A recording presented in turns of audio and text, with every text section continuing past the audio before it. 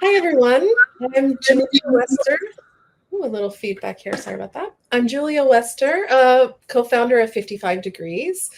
We are the company who makes products like Actionable Agile Analytics and Portfolio Forecaster, and we love flow metrics.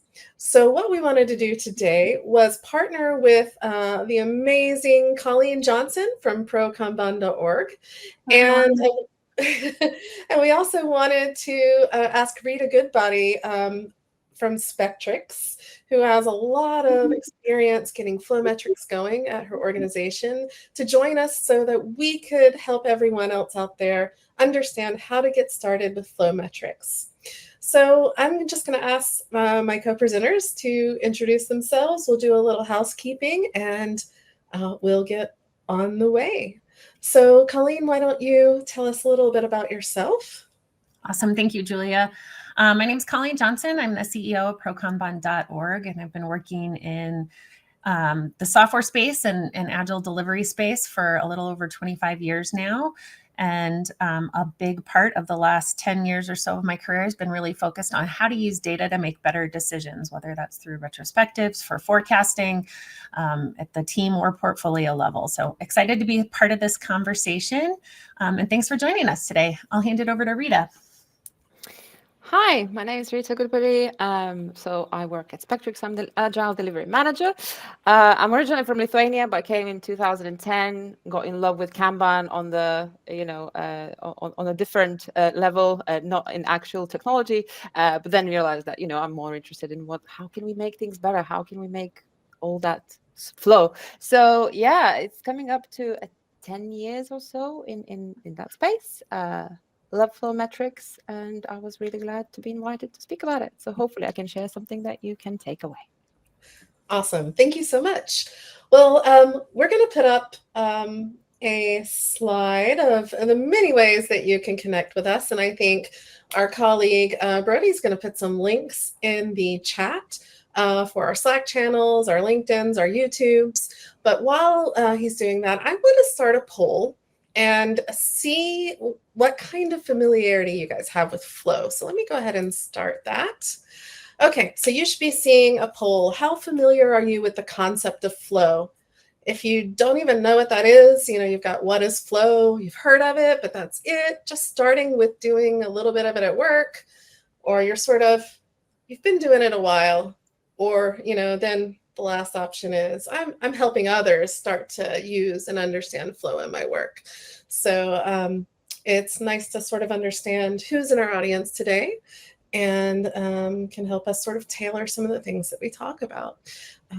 So we are just going to let that run for a little bit.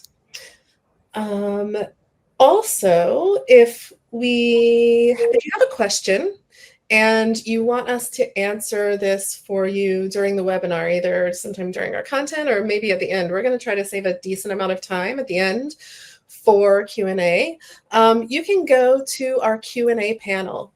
Now make sure that you go into Q&A instead of chat, because Q&A is where we're going to be looking while we're sort of presenting this information and during Q&A, so that we can get those questions. You can see questions that other people have entered, and you can upvote those or add your own if you don't see it. If you just want to chat with each other and shoot the breeze, do that in chat. That's great. You'll be able to talk to people privately or to everyone or whatever you need to do. So you have a way to do either kind of interaction with us. Okay, and if you have any issues with asking a question, just throw that in chat, and our folks helping us out will help us see that and try to help you out there. We're going to go over today a bit about what are flow metrics, and I think through talking about these, we'll cover sort of why we think these are important, why we should do these instead of, or maybe in addition to, things that we've already been doing. We'll talk about what to measure first, and also what are the common objections or concerns people have, and what are some thoughts about overcoming those. Then following up with some next steps and resources and Q&A. So I think that's what we'll be doing today. Rita, Colleen, did we miss anything? No, I think you covered it, Julia, and we're excited to get started here. I know we'll be providing a little bit of structure and guidance on what these measures are, where to find them, and what they're telling you. And then Rita's going to be our storyteller here and really be sharing how she actually applied a lot of these metrics with her team and how she got started actually putting these into practice. So one part of this conversation is really going to be centered around what are the measures, where can I find them? And then the other part is really around how do I use them? What is it telling me? And how do I get my team excited about leveraging these different metrics to make better decisions every day? So thanks for joining us. And I think everyone who attends will get a link after this session too to a ebook on getting started with flow metrics that was created by 55 Degrees and ProKanban. So stay tuned in your inboxes for that, so that you have this reference after the webinar takes place today. All right, so let's jump in here.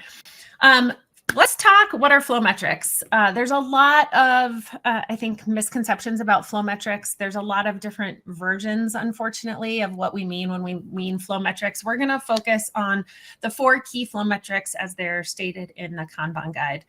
So if you're looking for the Kanban guide, you can also refer to the prokanban.org website to find that guide. It will also outline these flow metrics, and it will also be in the PDF that I mentioned you'll receive at the end of this session. When we talk about flow metrics, there are 4 key flow metrics. The first one we're going to talk about here is WIP. When we talk about work in progress, I think a common misconception is to go, oh, we have WIP limits, and to add up those WIP limits across the top of your board or the top of your columns, whatever your WIP limits might look like. But when we talk about WIP, from the perspective of flow metrics, we're talking about actual work in progress. So the actual number of work items that have been started, but are not yet finished at any given time. And we say the actual number of work items because you may see that this varies slightly from day to day. So if we're looking at this board and we can see our start point and our finish point here, right now, between the start and finish point, we have 4 items that are actively in progress. So our WIP today would be 4. But if that one that's in the nearly there column moves into done tomorrow, our WIP tomorrow would be 3, unless we pull something new in past that starting column. So this is important because you'll probably see that your WIP varies day to day. Even if you are following your WIP limits by the book, there tends to be some variability in how much actual work in progress we have in our systems. So that's our first measure. Our first measure here is actual number of work items in progress. I'll hand it over to Julia here to talk a little bit about where you can visualize this number. So we're going to be using some screen grabs from Actionable Agile Analytics to show you how you can see these flow metrics in different ways. But there may also be other places that you can see these. But what we're looking at right now is what we call a WIP run chart. So we're looking at sort of the WIP by day, so we can see how it moves over time. You're able to see trends as well. So if I look at today, for instance, I can see from the Actionable Agile dashboard gadget as well that we have 35 items in progress. Now, Colleen, if I was to look at this chart, how do I know if we're having a problem with our WIP? Yeah, it's a great question. You know, for a lot of teams, that's usually their first question is, what is the right amount of WIP? And unfortunately, I can't answer that for you. It's going to depend on the capacity of your team or the capacity of your organization to determine what an ideal amount of work in progress is going to be for your team. But what is important, and I'll put air quotes around good, or what we're looking for in a chart like this, is something we refer to as stability. There's a great Drunk Agile episode out there right now on stability and what we mean when we talk about stability from a flow perspective. When we're thinking about stability, I think our tendency is to go to team stability. But when we're thinking about stability from a flow perspective, we're actually talking about WIP stability. And so What I would want to see in this chart is less variability, less up and down. I want this to look less like a roller coaster and more like it's staying within a few of the lines here, because that's telling me that we're keeping a consistent amount of work in progress in our system at all times. I say consistent. That doesn't mean that it's a flat line. Like I said, I've never, ever seen a team with a flat line of the WIP run chart. There's always a little bit of up and down in here, and there's lots of reasons that can be true. But what we want to see is less of the jumping up and down. And in some cases here, it looks like it goes from 0 to 40 items. So I would be looking for how do we reduce the jumping up and down here in that WIP run chart. Thank you so much. And also, a higher number may not necessarily be bad when we're talking about looking at data and visualizations of any kind. Remember that it's telling you sort of what is, but not why it is. And so you have to sort of bring that interpretation. So if it's gone up, you might have to do a little investigation. Well, why is it up? We have more people on our team or things like that. So it's not necessarily bad if something goes up or down, depending on what it is. It's more about understanding why, and then also maybe looking at some of these other flow metrics to see, if my WIP goes up, like it's sort of trending up here right now, that could be good or bad. And we'll find out by looking how the other flow metrics are performing as well. So that's something to keep in mind. These sort of have an interplay with each other as well. So don't overreact to one, look at them all sort of together and see how they're going, and remember the context. Now, when we start looking at some of these, sometimes we get some objections to caring about our amount of work in progress. So I think, Rita, you had something that you wanted to, that you have to deal with sometimes. Yeah, absolutely. I think in the more deeper objections, we're going to get in a little bit later. But yeah, how to apply work in progress. That's exactly how it used to be done. It's a column. It's in progress. I just moved my ticket over, so I'll just pick up the next ticket because it's empty. It's available. I need to be busy, right? And I think that mindset is the first thing that you need to deal with in a teams. I need to be busy. I have to show that I'm doing something. And the most valuable thing is to start things because everybody wants to get more stuff done. But actually that doesn't always work, or really never work. How we started really with a bit of an educational piece about, in general, flow metrics. And there is a lot of information out there about flow metrics, and you're going to see some resources later and everything. So we kind of went away. We used all these resources and we put something together to present to the teams what is flow metrics to start with. But the most important thing, and when can you get a real buy-in in flow metrics, is if you take teams' pain points and you show how metrics can actually help them with that. So, for example, work in progress in one of my teams, I was observing the stand-ups. Nothing is moving. There is nothing in done forever. We are coming the next day, still everything is in progress somewhere on the board. Everyone is busy, great, but nothing is in done. There is a big sort of bottleneck in one of the columns because nobody wants to maybe test. They want to, more important work, more interesting work is somewhere else. So you always look for something, where can I go? What I can pick up that is just not close to done. But the first sign was people were burning out. People were bringing more stuff in. There was frustration. It would come out in retros.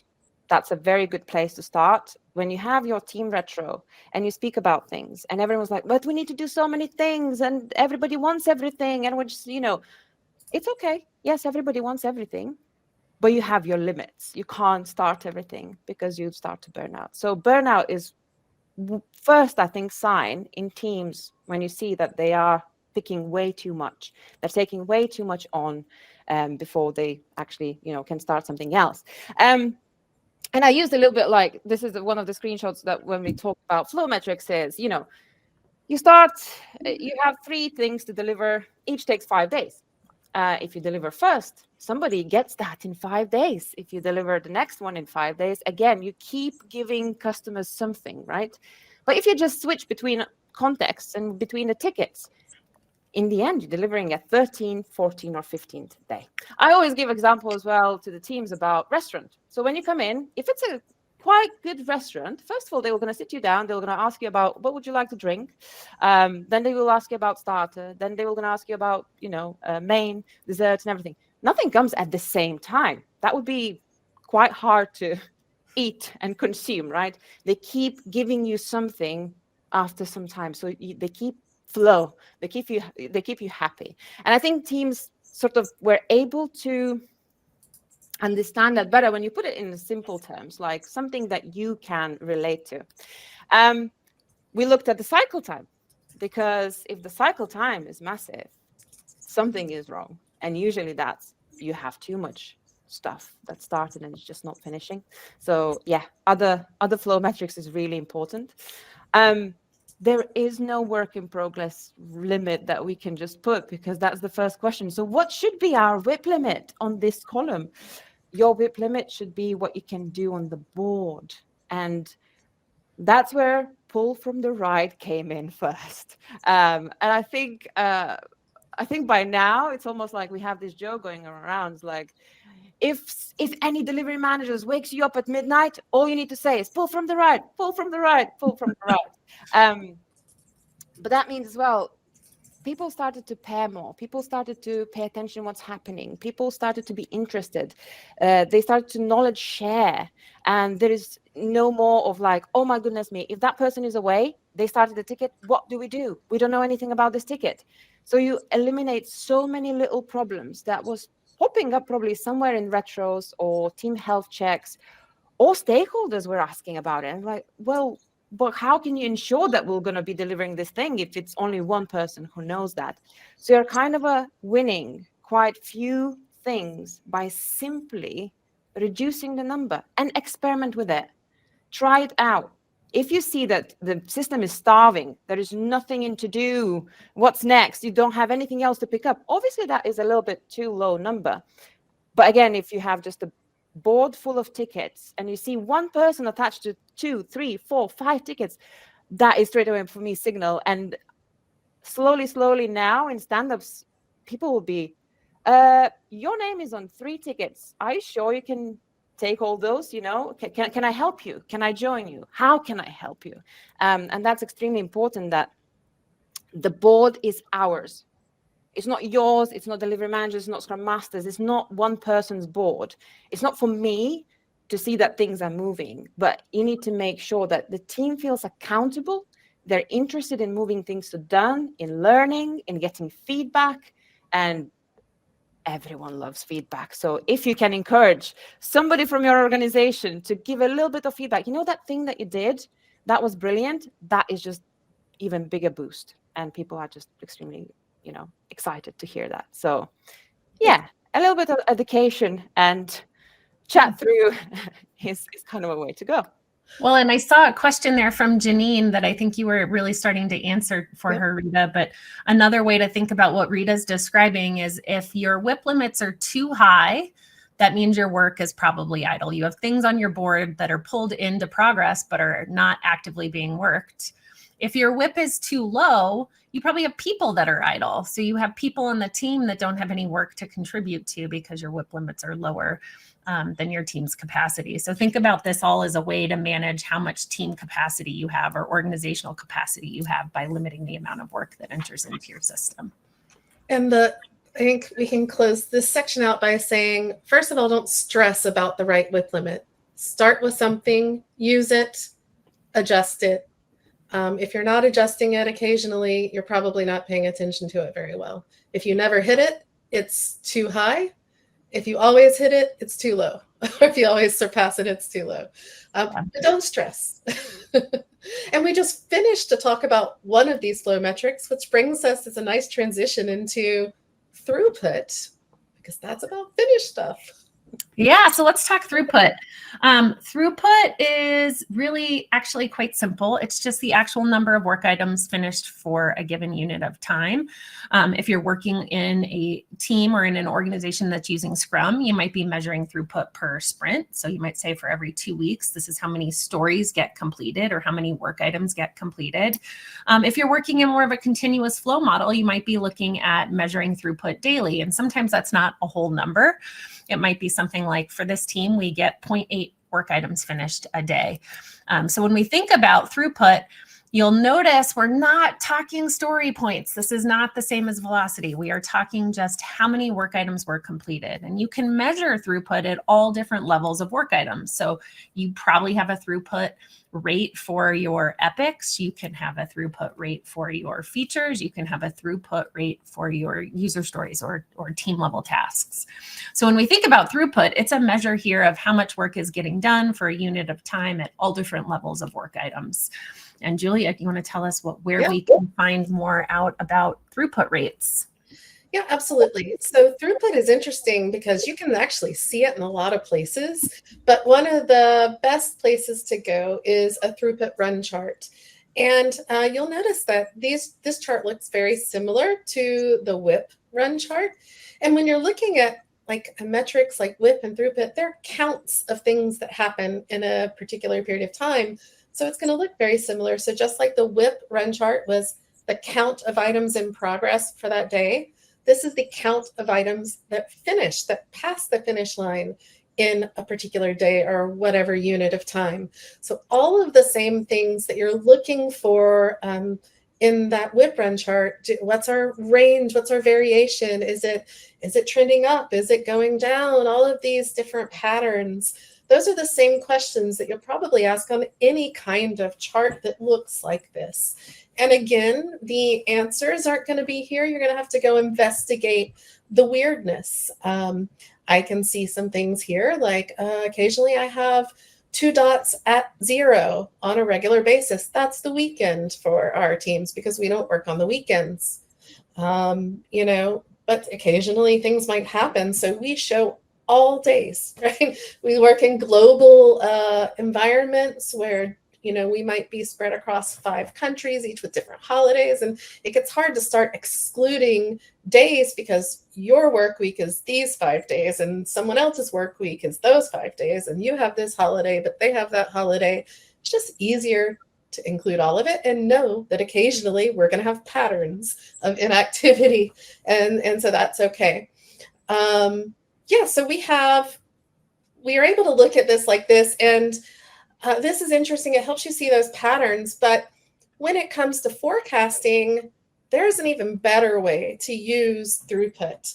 So if we'll move to the next slide, we have, when you want to forecast how long it'll take to get groups of work done, so like an epic full of stories, or even a story full of subtasks, or things like that, you're able to look at the rate at which you finish work in a given period of time, and then you're able to look and see, okay, how many items are in this particular container, and then I can use something called a Monte Carlo simulation. So in Actionable Agile Analytics, we use Monte Carlo simulations. They're nothing proprietary. They are sort of the industry standard way to forecast in uncertainty. And that's why your investment portfolios will give you an idea of what's the conservative return, what's the aggressive return, what's the expected return. And they're using Monte Carlo simulations because lots of stuff can happen and they need to give you an idea of what the likely outcomes are. And that's exactly what we're doing here. We're looking at all of those ups and downs and all the different possibilities of delivery you can have over time. And we're running thousands and thousands of simulations to tell you, when will you be able to get this amount of items done? And for the Monte Carlo win, we show you a calendar. And so we're able to see that number of items that you want to finish. What's the likelihood that you'll finish those on any given day? And so you can look exactly at that day and see if it's a good likelihood or a bad likelihood. And then you can have great discussions about that, right? Again, it's not going to tell you how to make it better, but then you can go and say, well, if historically, if we think of our data as the voice of our process, it's really what you've been able to do in the face of all the stuff that happens to you. That's why I firmly believe your data is the best model you can use for forecasting what you can do, because it's what's being generated as you experience all of your conditions. So what we're saying is this is what we can do based on how we've performed so far. If we want something else to happen, what are we going to do differently to try to get a different outcome in the future? If we don't do anything differently, we shouldn't expect a different outcome, right? So when we're forecasting groups of items, we have these two questions. If you're in project management, you're probably familiar with the fixed date and fixed scope, right? So the Monte Carlo win is a fixed scope. So we know about this amount of work right now. When are we likely to get it done? But we use throughput as well for answering the fixed date question. Okay, so you've got a release and it's going to marketing. Marketing is going to push this out. You can't move it, right? Like I used to work at NBA.com and the draft, I'm sorry, if I wasn't ready, it wasn't going to move, right? So we had to see when we were going to get that amount of, how much work we could get done by that date. So we're able to use your throughput as well and run thousands of simulations to give you an idea of how likely you are to get different amounts of work done. And then it's up to you to make sure those items are the most important ones. But throughput is a very important flow metric for forecasting. Now, as we talk about these other flow metrics that we're going to cover soon, getting better at those will make you like these answers better because it's all sort of interconnected.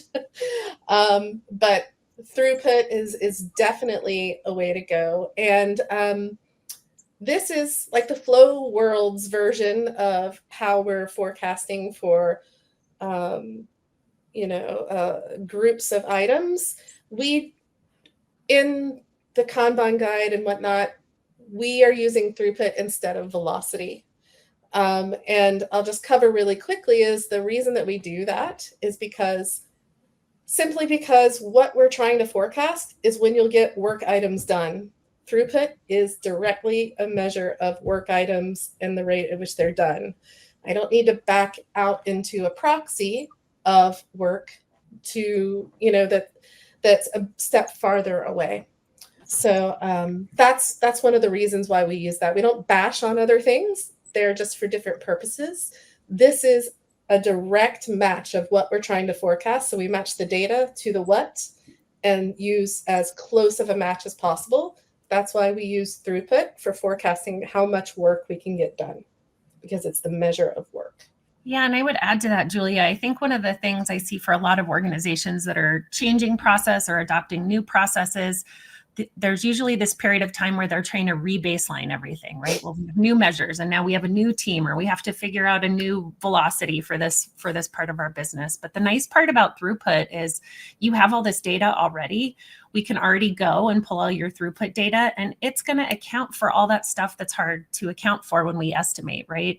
Things in the process where work gets stuck, delays because we have handoffs between teams. We're not trying to give you a bad estimate, but a lot of times when we're estimating work, it's hard to account for those things that we can't see. That's already reflected in your throughput data. So you're already starting with a more realistic set of data for your forecast than, like you said, Julia, with some of the other methods that we might be using to try to get better at estimating.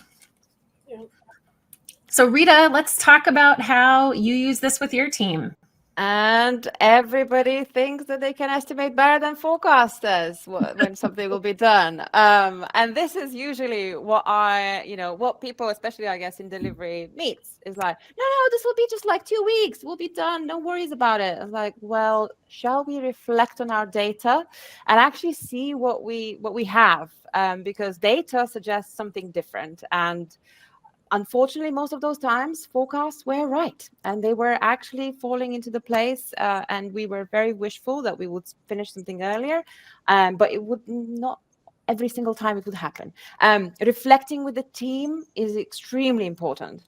Exactly, the spikes. Ooh, what happened there? Did we just suddenly bashed all the items Friday night, all going home and everything is closed? Was it different type of work? where they're, something easier, not a risky code base, maybe, or did we actually pair? Did we, there could be so many things why that one particular spike happened. And then we go back into like zeros, ones, and twos, right? And it's like, okay, so this was something a bit different. We need to sort of acknowledge that. This is real data from my team. So you see the very long zero line. That's Christmas, because everybody likes a time off. So when we actually forecast and we come in January and someone asks, well, when something will be done, we need to then be very creative and be like, okay, let me look at last year when something was very similar that we are about to work on, that I can take data from and forecast on that. So watching out for zeros and spikes is extremely important, because when you're forecasting, it does take into consideration the amount you select. That's going to look how many items you actually delivered, and the cycle time. So what the cycle time looks like for that. So if you're trying to forecast for February based on holiday season, it's not going to work. It's not going to be very correct forecasts. And the type of work was really important for us, because some teams are very reactive. They have very quick tickets, small bug fixes. They are going really, really quickly. If you are thinking about the bigger project and something, goal related, that's a different story. So forecasting, this saved our lives basically at Spektrix. When I joined Spektrix in 2022, I was told we have this very important feature. It needs to go out as soon as possible. That's one thing, biggest focus. Everybody was aware of that. The closer we got to like sort of finishing, there popped up a wishful date in mind. We should really deliver this by that date. It happens. It's normal. And that's where we started to look, okay, so if we want to deliver by this date and we still have that many items left, it very quickly showed we are not going to make it. That's just not going to be possible. Starting these conversations with stakeholders, with the wider business, was extremely useful, because we provided something that we could work on together. And we said, if we want to deliver this on time, either we need to cut the scope, or we need to look for other teams who could support us and come in and share the load. And exactly that's what we did. We had quite a good amount of people in other teams who knew the domain, the knowledge and everything, and they were picking up some of our work. We delivered on time as per deadline, and it was achieved. But it wouldn't be possible if we believed in our estimates, because we always think we can finish things sooner, but then somebody comes in, quick 5 minutes thing, can you just like fix this thing for me? And you're like, oh, I just done 20 quick fixes, but that means you're not working on the actual things that you need to work on. So we introduced as well a little bit of 20 minutes before retro, we look at our data. We actually reflect on it, how the past 4 weeks went, what's happening, any surprises, what do you think? And extremely important is, there isn't right amount of data to say that each team needs to look at that long, like, is it 8 weeks, is it 12 weeks, is it last 10 data points? The most important is to think about your experience, and like, if you have team days, if you are traveling on a regular basis, if you are like, oh, this is our holiday season because that's when we are all off and stuff, these are your patterns that then you can think about when you are starting to think about, oh, I need to forecast. Like, okay, if I have enough to suggest that all these patterns will be included, that's brilliant, because you already have historical data into your, embedded into your future. So yeah, Throughput was absolutely savior for us. I love it, Rita. Well, you mentioned cycle time. Let's go to cycle time next, because that's the other piece here of our puzzle of how long it's going to take for work to finish. So if we're using Throughput as a way to forecast when multiple items will be completed. So Julia, you mentioned, like, if I have an epic full of user stories, I can use this Monte Carlo simulation to figure out how long it will take me to deliver those stories in the epic. Cycle time helps us understand how long it takes for us to complete one individual item. And so we're using cycle time, which is a total of the elapsed time it takes from when a work item moves from start to finish. You'll see we keep coming back to start and finish points. We'll talk about that here in a minute, but It's really important that we have a really clear starting point so that we can determine when the clock starts, and a really clear finish point in our workflow so we know when the clock stops. That seems really obvious, I think, when we're talking about cycle time, but I can't tell you how many organizations I've worked with who, even inside of one team, may all be considering different parts of the process, their start and finish points. So the first thing you need to do to be able to successfully measure your cycle time is determine where the clock starts and where it stops. Let's take a quick look at where you can visualize cycle time. Julia? Yeah, so just like I was talking in the throughput about understanding the likelihood of, forecast of what could happen. And throughput is all about the rate at which you finish work. So that's used for understanding likelihoods about finishing collections of work, multiple items. Cycle time, because it's the measure of individual items, how long they each take. We can look at how long all of the individual items have taken in the past, and we can understand some information or the likelihoods of how long it will take you to get future work items done. So if you click next, I can talk about these two things together. So there, in Actionable Agile Analytics, there are many, many different ways to see cycle time. There's histograms, heat maps, process behavior charts, and here we have a scatter plot. All these dots, it looks like a Jackson Pollock painting. It's just one or more items. Each dot is one or more items, and it is placed based on the day it finished and how many days its cycle time was. So from when it passed the start to when it passed the finish. You don't get any deductions for smoke breaks, holidays, weekends, anything like that. It's a complete elapsed time. And so you can learn a lot by looking at these patterns. Why do we have this white space here? I can look and I can see, around April the 13th, I've got lots sort of in a line. We released a lot of stuff, and those things we released were really variety from, 1 day up to almost 39 days old. So that's like a batch, right? So I can see batches. I can see all kinds of different things. I learn how to read patterns.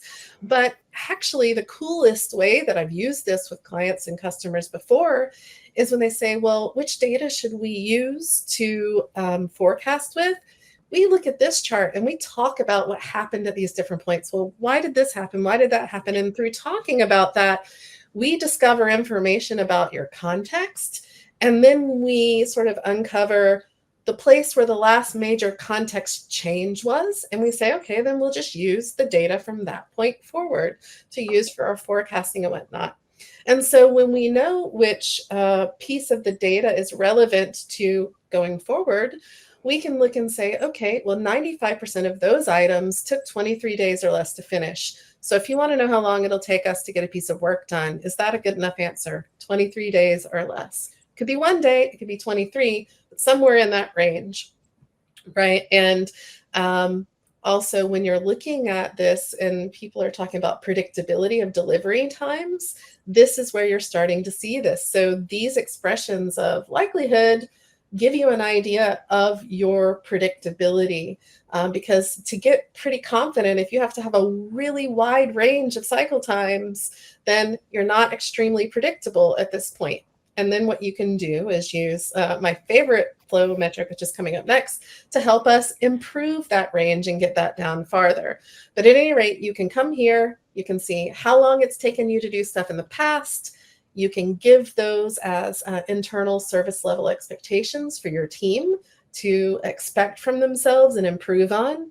But you also, of course, have the option to share that with other people who are asking you these questions and give that as sort of an SLE or an SLA or whatever you want to call it, but a probabilistic forecast. Awesome. Yeah, and all right. Yeah, let's go to Rita. So Rita, tell us a little bit about how you use cycle time with your team. Yes, so this is almost like before and after screenshots, and I know it's very hard to see. So on the left-hand side, I posted a screenshot when we started with flow metrics in one of the teams, and I just posed a question. So can you tell me, can you see a signal here in this slide. And I explained obviously before in a bit of educational piece how we look at the cycle time. We want to see the cluster and all that sort of thing. And everyone's like, oh, that top item that takes 38 days, that is our signal. That something went wrong here. I was like, okay, what about all these other scattered dots that are still quite high, but they're just very difficult to tell you where is the noise then. And then on the right hand side, the noise started to go a bit down. We started to improve things. We started to look on and reflect on things together. We started to look at those high dots, and in our retros we posed the question, what could we do differently next time? What happened with this item? Does anyone remember? Was it more difficult? And it could be a range of things. There were dependencies. Someone was ill. Someone was not able to pick up that work while other people were away. Sometimes there was a third-party dependencies and things like that. But by starting to talk about it, we were able to go from 17 days or less under 85 percentile down to 7 days or less. And now we are almost at like 5 days and less, and we keep that number going down. As soon as there is a little bit of up, we can straight away see it as soon as possible and reflect on it. And when you look at that right hand side, it's much easier to see there's that one single dot up there somewhere in a corner. What happened there? What I seen doing in some organizations or heard doing is like comparing teams, like you're supposed to do this in 3 days or less. Kanban says you need to deliver things in 3 days or less or 4 days or less. Don't concentrate on number just sort of people start to be very defensive. So you think I need to finish things in this, or you think I can't finish earlier, or no, we don't think anything. What we want to see is the cluster. And once you start to see that, start to reduce it as much as you can. It's continuous improvement mindset. We're not supposed to get to a number straight away. We don't know if it's a good or bad. We look at the data together and ask a question. What do you think? If you would be waiting for an item and Amazon tells you now that it's going to be delivered in 15 days, maybe less, would you be happy with that? Maybe not. If it starts to go down and you're starting to improve things, that means somebody can get that much quicker. You get feedback. You understand what mistakes you made or how happy you made customers in the end of the day. And reducing that and getting more predictable means that your forecast will be way more predictable. So, when we started with the first data, we would say, forecaster says it's going to take us 2 months. You come to 2 months and it says, it's still 2 weeks, it's still another month, and this and that, where now variation reduced massively. And some teams, data still shows, it's going to be delivered in 5 weeks, where we actually are now able to hit not only the 5 weeks, but sometimes deliver sooner than that what forecast is telling you. Another is, again, quite important thing is the type of work. If you are forecasting on bugs, but you're doing like massive project where, your single ticket is 8 days, like don't do that. Like, consider what sort of a data you're using and forecast on a data that on the work sort of issue types or similar areas that is going to happen in the future. And that is a bit, as I call it, a bit magic when you start to forecast. Because people, first of all, are going to get defensive and they'll be like, no, we can deliver sooner, or no, this is not our cycle time because you included weekends. I was like, yes. And an interesting thing came out by reflecting on these things. People felt that they had to pick up ticket, like 5 to 5 on Friday night. Just going to bring this ticket into progress. So my name is attached and at least everybody see that I'm doing something. And, it's like you come to Monday and it's already like quite a few days in, right? And they're like, no, I didn't start it in it. I just brought that in progress. Yes. And that's how the clock started. You start to, dig a bit deeper. Why? Why did you need it to do that? That you're just going to clock off in a couple of minutes, right? So there's that piece that people feel like they need to pick up things. They need to bring them in just to sort of look busy or whatever. And you can always say, look, attach your name while it's still in to do. Like that was a really good, start to look at it, make yourself familiar, but you're not starting the actual work. Let's consider that you are starting on Monday rather than 5 to 5 on Friday, right? It's always this, always need to look for people reactions and something what is unsaid, and sometimes one-to-one conversations with your teammates might be the best way to go, to introduce the concept again, to talk about it, and to understand why certain things are happening, and why people feel like they need to bring items just before weekend. But that journey takes a while for people to understand that it's a duration. And if you're going to say that you're delivering something in 20 days, your stakeholders will be looking at 20 days from now, not like you Monday to Friday, Monday to Friday, Monday to Friday, and you're basically in the next month. Yeah. So let's talk about how we do that, Rita, because I think that's an important piece here. And I just saw somebody ask the question of if we were only to look at one metric, what would we use? Julia answered it here, but the fourth and final flow metric is this concept of work item age, which is really just from when we started the work, the total elapsed time until right now. So that means this work item is not finished. It's still considered part of our total work in progress. And how long have we been working on it? So when we think about work item age, it's exactly what Rita's describing here. Once we know our cycle time, and we can use that cycle time to have a clear expectation around how long work takes to move through our individual systems, then we can answer the question, how old is too old? And as soon as we know how old is too old, then we can look at how long has something been in progress in our system so that we can take action on it. I think one of the things I hear the most working with teams is that they often feel like they don't have any control over hitting their dates. These dates get set. Even if we're using Monte Carlo simulations, we might forecast an expected delivery date, but then day to day, we don't feel like we have control over hitting it. Well, this is the key to taking control over hitting your dates. So using that cycle time data to understand how long work typically takes to move through your system, and then using work item age to say, uh-oh, we have a problem. Something in our work or in our workflow is aging past an unreasonable amount of time. So Julia, let's look at how we might be able to find that information inside of tools. Yeah, absolutely. And I think this sort of goes along with the question we have in a way about how do I convince my team to prioritize work with the help of flow metrics.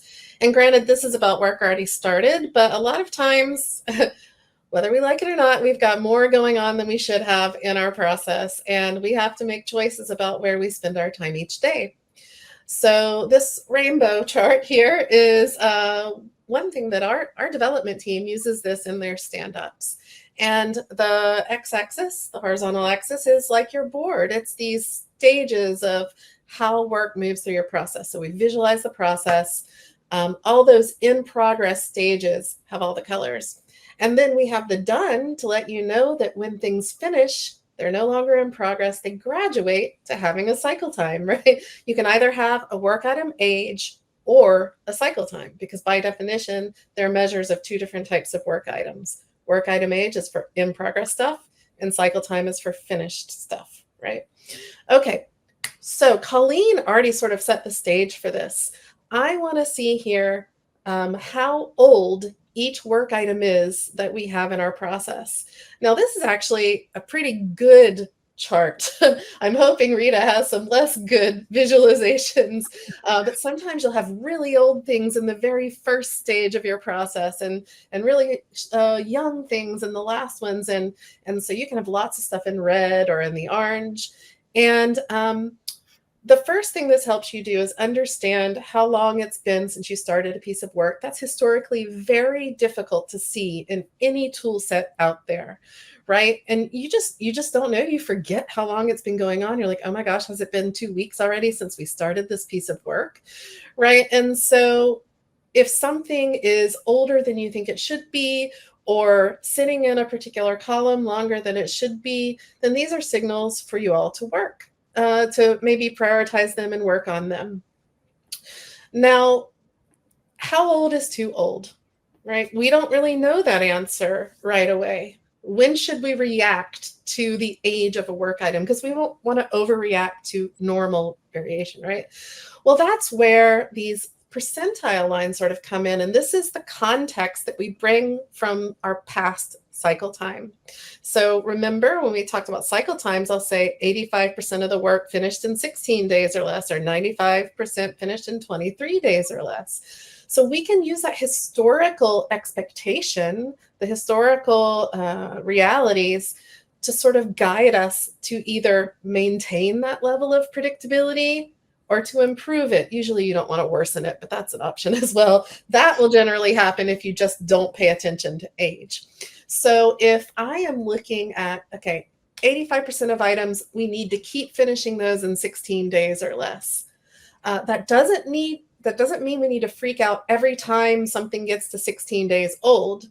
What it does mean is that if we want to keep that predictability, we need to try to continue finishing about that same percentage of items in 16 days or less. 15% or so can take longer. That's okay, because not everything is the same, and we don't need to try to make it all the same. It's not realistic.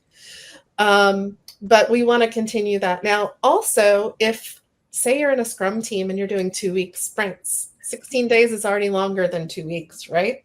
So if you want to have an 85% chance of something finishing in a sprint, you probably want to try to get that number down, not just to 14 days, which means if you've started on day 1 of your sprint, there's a good chance you'll finish it by the end, but maybe to even half your sprint, so that there's a good chance that if you start something halfway through your sprint, you'll have a good chance of finishing it by the end. So what you can do is you can manage work while it's in progress to improve the predictability of your team or your data. The only time that you can't fix cycle times, they're the history, they're past. They can't ever move. The only way that you can control cycle time is to control the final age of an item, which becomes its cycle time. So yeah, if people, age is not the only thing that you need to consider. There's obviously more things, but from a predictability and a using data for forecasting standpoint, age is the most important thing that you can use to improve your process, improve your predictability. And one cool thing too is that when I learned Kanban, feels like ages ago, everything was about WIP limits. But I could sit here and stick to my WIP limits and still have stuff aging uncontrollably, because I just don't start more. I just have one stuck there. And then I say I have a WIP of 3. I've got one stuck and I just keep pushing 2 through. I'm still at my 3 WIP limit. No flags are blaring, right? But when that 3rd thing finally finishes, it's going to spike my cycle time. So that's not a great situation. But if I pay attention to work item age first, then that will drive me to do things like limit my work in progress and other kinds of things that can improve. So the work item age chart and work item age in general, for me, is the absolute best thing you can do. If you only do one thing, please do this. Yeah, so how do you apply? Oh yeah, I forgot about this too. This is something that we're adding in. So that, what you just saw was the age of the items today on your board. But what we're going to be doing more and more is to show you your age as sort of a risk factor. So if I were to add up all the ages of the items on my board right now, you know, how many days worth of risk do we have? Because if you look at something like a work in progress is like a liability. You've put in time and money and you haven't gotten any value back. So from a business perspective, I want to limit my liability. I want to be turning those things over fast so I can start getting outcomes. We all agree on that. So if I look at the total age as an indicator of risk, then I want to keep that number lower. So here, if I see total age spiking, that could be a problem for me. Maybe not. I have to look at my context. Maybe there's a reason why. But, you know, in all other situations, probably not a good thing. So we're going to start looking at average age and total age more as those risk indicators for health. So Rita, how do you apply WIP age? Yeah, so if it keeps aging, you can't flow, as the picture indicates. This was a game changer when it came in the community, like aging items. When I first heard, I was like, wow, what is this? And exactly that, as you mentioned, you know, reminding and talking with team about this on a daily basis is quite important. It's great once you get into a flow and everything is moving within 2-3 days, it's within your 85 percentile. That's great. You forget about it. But then as soon as you see that one cycle time that went a bit too high, you're like, oh, right, we didn't really look at our aging items on more regular basis. If you have stand-ups, if you have dailies, you meet on a daily basis, instead of covering every single column, every single ticket, you look at this and you're like, right, okay, what is with this item that it's been there for 12 days? What can we do? What can we do as a team? Again, no blaming. It's not the person probably on the ticket that is struggling. There might be so many things why the item is not moving. But as soon as you can concentrate on what's not moving, you reduce the risk of not meeting your 85 percentile. You can keep your predictability. And the most important, you learn a lot. Like, how did that slip? Was the ticket too big? And this is where interesting conversations start to happen. Exactly, like, should we split the ticket? Can you split the ticket once it's in progress? Yes, you can. It's up to you how you're going to manage your workflow. If the ticket seems too big and the scope is too wide, narrow it while it's in progress. You're going to put that other ticket right behind. When you're ready, you can pick that up and work on it. And the beautiful thing about Actionable Agile, I think there was questions about, oh, what about if, we kind of think that things are starting in backlog or whatever. You can always just select and filter out in Actionable Agile. I want to see just from this column to this column, because that's actually when we start things. And this is actually when we finish things. Because like I did include here, it was introduced parked column, and that is like sort of moving backwards, and everyone's like, oh, can you move the ticket backwards? It's like, well, it's a third party. We're not going to come to this for 3 months, but it would be really good to see for us that it's something on there. But like, you're not actually counting from that point.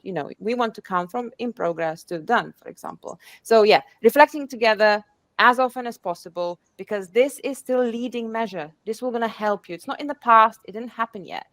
So you can still make something out of it. You can learn, and those continuous improvement, that mindset comes in really, really in play, because you can still do something about it today. You don't have to wait till tomorrow. You don't have to wait till retro. You don't have to wait till 2 months in the future.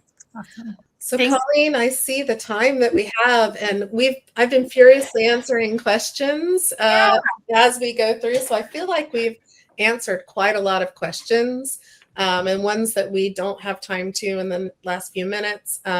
We will endeavor to answer everyone's question to them, because we know who asked each one.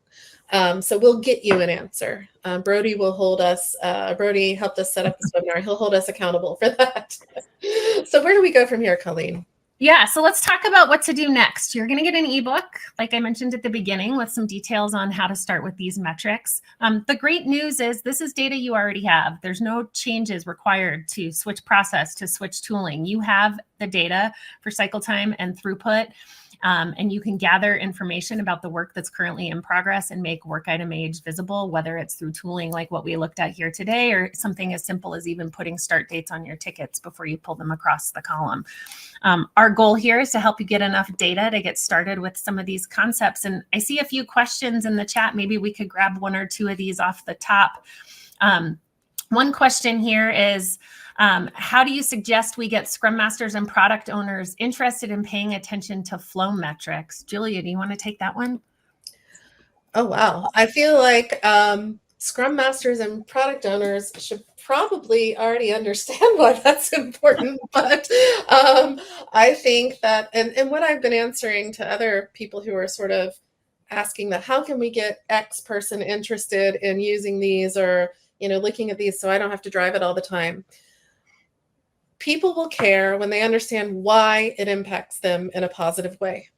So if we help people talk through their problems, help them see that by paying attention to cycle time and understanding our capabilities, the likelihoods of finishing things in given times, if I can get that data, then I have to ask you less often about how long it will take to get this piece of work done. Does that provide value for you? If so, then help me make sure that we've got at least when it started and when it finished, right? Things like that. So if you can help people understand how the metric is going to be used, how it's not going to be used, so they're not scared, and understand why that adds value to them, then more often than not, they'll embrace it on their own. But that's the gap that you have to traverse to get them there. That's the education that you need to do with them. And hopefully we have a lot of materials that can help you with that. Yeah, there's a couple books here on the screen. The Kanban Pocket Guide is available for free at prokanban.org. Highly recommend Daniel Vacanti's updated version of Actionable Agile Metrics for Predictability. It's a great read and just recently came out with the 10th anniversary edition with a lot of new content. And the picture there for the Introduction to Flow Metrics guide that you will be receiving at the end of this session. All right, so there's also an opportunity if you're not already an Actionable Agile Analytics user that you can get a free trial. Julia, you want to share a little bit about how people can access their free trial of the tool? Yeah, you can come to our website at 55degrees.se and we'll have the links for you to try it out there. It's available in Jira Cloud, Jira Data Center, Azure DevOps Cloud, and as a standalone product. So there's lots of ways. So just give us a shout. We also have a product called Portfolio Forecaster, which is for Jira Cloud, that is starting to do like your forecasting on steroids for your whole portfolio of stuff. And so it's a topic for another day. But everything is try for free. So we hope to see you. Awesome. Thank you all for joining us today. I know we're at time. If you're interested in learning more about how to apply metrics and use the amazing tools inside of Actionable Agile, check out some of our courses at prokanban.org.